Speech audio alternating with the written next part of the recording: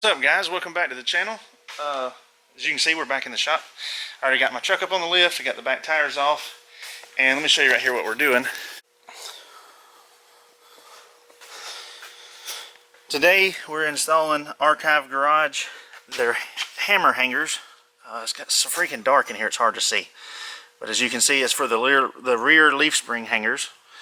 They're really thick, and I went with the upgraded version with the 3.6 new shackles, greasable, and they have polymer bushings in them. So I went with the complete upgrade that you can get. You got your instructions. It came with a sticker, and there's your bolts. The new ones bolt on. Let me get over here and get a light for you guys. I took this thing to the car wash and halfway pressure washed it after all that snow, but it's still dirty under here. But basically, I've got to cut out those 4 rivets. There's one there, one here, one over here, and one over here. And you unbolt your leaf spring. What I'm going to do is probably put a transmission jack right here, unbolt this one bolt right here, and let the rear end flex up to get this off of this. That way there's no weight on the hanger, and then I'll cut or take a grinder and grind off those 4 rivets right there. What you're supposed to do to get the full benefits of this is you do the hammer hangers and you also do the shock relocation, which, man, this thing's dirty, which is what I've already got. I'm going to do them too, and I'm trying to get new shocks ordered, but Fox is so far behind. I'm going to go with controlled dampening, controlled rebound. Actually, I think these are dual controlled. But anyway, to get the full use out of those, you get the shock relocation mount, which brings the shock up to here in front, and then you also cut off your hangers, and it comes with new hangers that you weld on here. But that will be for another day, because you got to cut this off the frame, you got to do some notching on this. That'll be a whole weekend job probably. But today we're tackling this hammer hanger. So what I'm going to do first is get this jacked up a little bit, get the weight off of it, and then we'll start grinding on those rivets. Alright guys, we got it off. Wasn't all that hard either. I just took this bolt out so that I could move the axle up a little bit, and which has got a lot of mud and dirt behind it. But there's our rivets. I got to grind those 4 down. Those bottom 2 I can probably knock out. Them I got to grind down a little bit more, knock them out. And then I believe the instructions say to drill the hole up to a 1/2 inch, but just make sure you read your instructions. I'm going to do that, get it all the rivets done, holes drilled and everything. Then I'm going to clean up this frame and repaint probably to about right here. And then when I do my new the new shock relocation, all of this is going to get redone, and then I'm going to redo the entire frame at a later date. But for right now, we're going to get these drilled out and then clean up this frame, get it painted, and then get the new one in. So let me get these drilled out, get it cleaned up, painted, and I'll see you guys in a second. Well guys, I kind of got a little bit carried away. I decided to take the whole bed off, which make it a lot easier.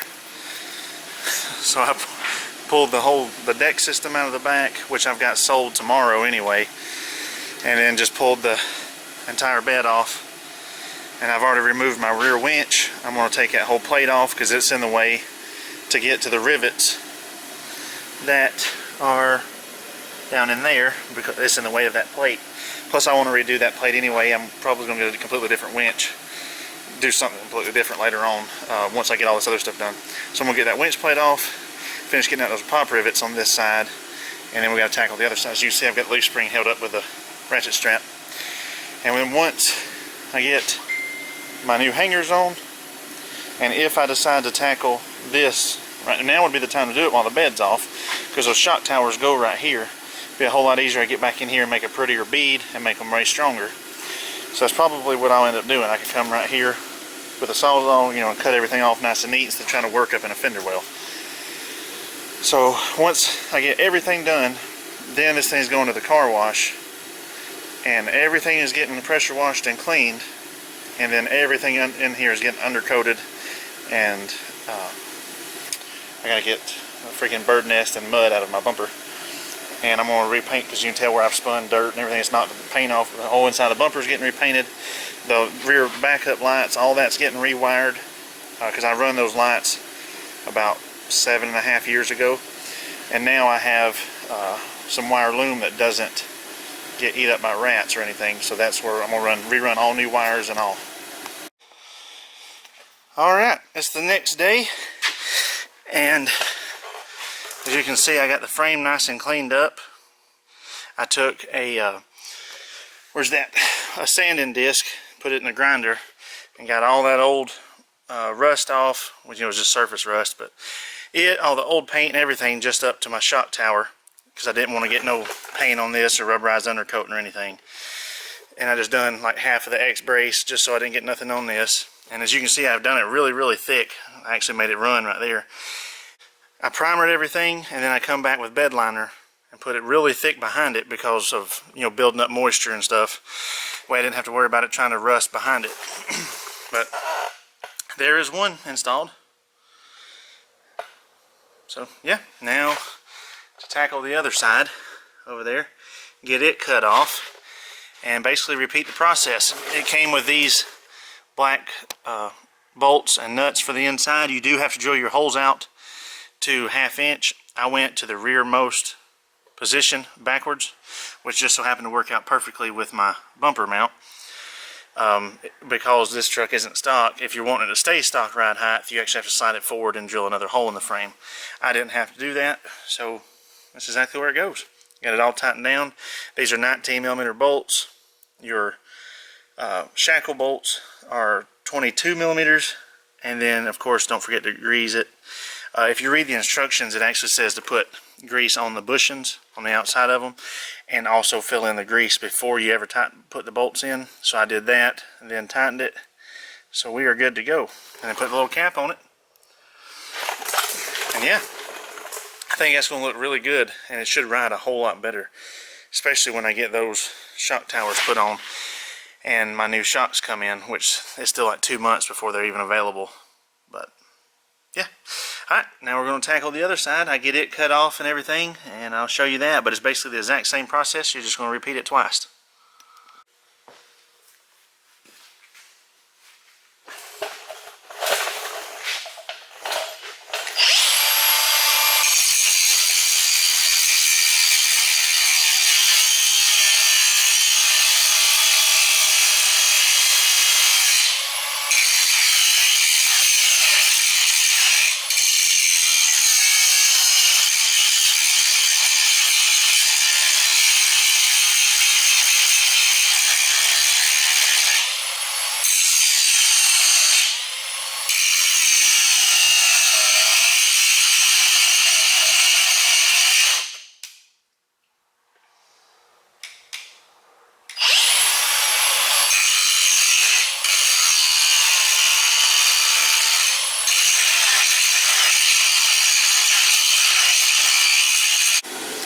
And they're on, guys, on both sides. As you can see how much more of that shackle lays over, but the shocks are bottomed out. I measured them the other day. What I have now are 12-inch shocks, as you can see, and I'm going up to 14s with those new shock towers. But as far as the hammer hangers, they're on, bolted down, they're already greased. Well, maybe that'll focus. On both sides they're on. You can see it a little bit better there with the tire off. So yeah, we got that stage done, and next is take the shocks off and start cutting those towers off and get our new shock towers on. Got those put on, and now we're starting on the shock towers. I've already got the other side a little bit done to it. I'll show you that in a second. But I gotta get the shocks off and everything. I've already started cutting the frame on this side that had to be cut off. As you can see, the shock tower, original one, is still there, and the original mount is still there. But I went ahead, you have to notch out this little body mount here, so I just went flush with the frame. And I ground all this down because I'm going to repaint, you know, re-undercoat everything anyway, but that way I've got a good clean surface to weld on. New shock tower will go here, And then my new shocks are supposed to be here Friday, so we're trying to get this done in time for my shocks so I can get the bed back on and hopefully have my truck.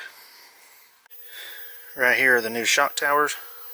As you can see, they come, I think this is like some type of primer powder coat. I'm not really sure, but you can tell he left it off where you can still weld. And of course it came with the bolts and the bottom brackets and all. But right now we're working on getting all the old shock mounting brackets off of the frame and the axle. As you can tell, I've already got that shock out and everything, so we're going to get this shock off. And then I'm going to do some measuring to figure out exactly my placement for with the shocks that I bought, where I want my shock tower to be. And then I'm going to work on cutting off that bottom bracket. Alright guys, we got the two shock towers on. Sorry it's dark in here. Got both of those on, and we have both of the lower mounts on. My flashlight died, that's why I don't have a flashlight, but it's on. Of course the old one, you know, was back there, but we got it moved to here. We got the old shock towers cut off on both sides and off of the back of the axle. So now the next thing to do is we're going to, I guess, back it out and get everything pressure washed. As you can see, I got a, well, can't see anything because it's a stupid light. Hold on.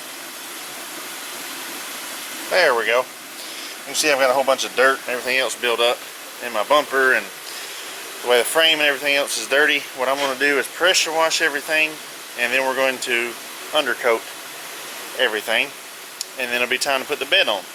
I'm still waiting on the shocks to come in. They're supposed to come in Friday, but I think now they're moved to I believe Monday before they get here. So if it's Monday, then we'll just put them on Monday. Yeah, that's pretty much where we're at. As far, I didn't really show you much because it's kind of self-explanatory as far as putting them on. Follow the instructions. I kind of floated mine a little bit higher than some people will, because I have a body lift also with my suspension lift. And the way my truck's set up, I was able to go with a longer shock. So I kind of floated mine a little bit and did some things differently. But as far as if you got a stock truck or whatever, you just kind of go by your own discretion. The instructions are real clear. You just cut this off, put it where you want it, weld it on. Yeah. So we're going to try to get this. As you can hear, it's raining today, so I'm going to try my best to get it out there under the carport, pressure wash all this, pull it back in, let it dry, undercoat everything, and hopefully we can put the bed on this evening or tomorrow. I probably won't show you anything else on this video until the shocks come in, and then we'll show you how it, maybe we'll see how much it flexes and see what it looks like, kind of. But yeah, alright, well, we'll wait until then, and once it's all back together, we'll see how it looks. Hey guys, it's been a few days since we put the shock towers on, and we've actually been on a trip. As you can see, the truck's nasty. I had to reuse my old shocks. As you can tell, these shock towers are actually meant for eyelet to eyelet. Well, my shocks didn't come in, so I had to use a different hole that was already up here for my old shock. And as you can tell, they're rubbing on these shocks.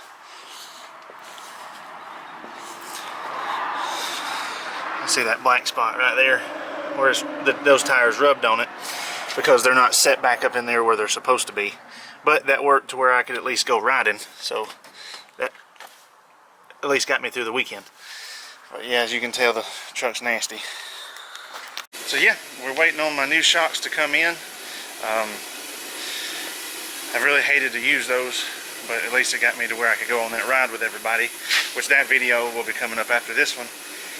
And I think within the next couple days, my new shocks are supposed to be in. So once they're in, I'll show you what I went with, and we'll go from there. But yeah, well, I appreciate y'all joining, and if you have any questions or anything about the install, I know I didn't show a whole lot of it, but basically kind of like with all the stuff I've been putting on, it's pretty self-explanatory. You cut mounts off, you get the old weld off, weld your new ones on, and you paint it. That's pretty much it. Instructions are real good from Archive Garage on these and the previous video you've seen of the hangers. So everything's pretty straightforward. It took me about a week to do the hangers and the shock towers, but that was me working on it maybe an hour here, 30 minutes there, or whatever, because of it being on the lift here. Having to work on customer stuff and then do mine of a nighttime, or if I was waiting on customers. So one day I might get to work on it for an hour, and the next day I might not get to work on it at all.